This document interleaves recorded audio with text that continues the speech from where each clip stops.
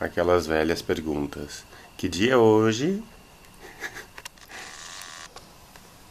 Não sei. Não sabe.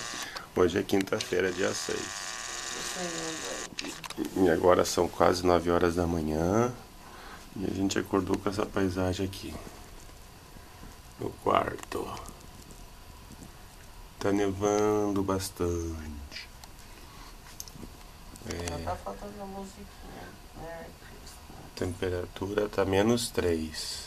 Ai, não quero sair da A cama. máxima hoje vai ser ao meio-dia e vai chegar a -1. Não sei se vai dar pra ver na filmagem, mas tá nevando bem. Ai, que legal. Vamos andar de ônibus hoje.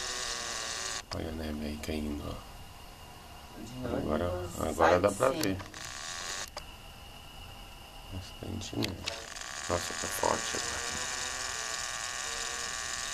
Tá tudo branco. Vamos ver como é que fica na rua depois. Tá bom? Bom dia, Brasil.